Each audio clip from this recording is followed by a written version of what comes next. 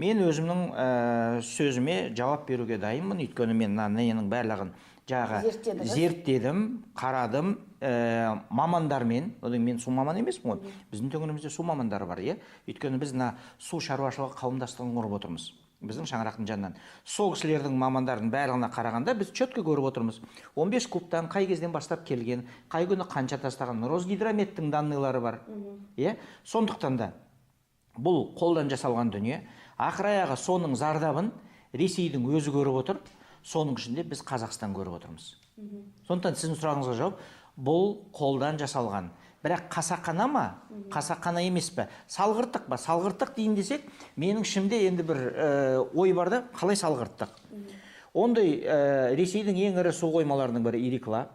Оның үстінен қарап отырған Ресейдің су министрлігі бар. Бар ма? Бар. Ирикланың өзінің басшылары бар ма? Бар.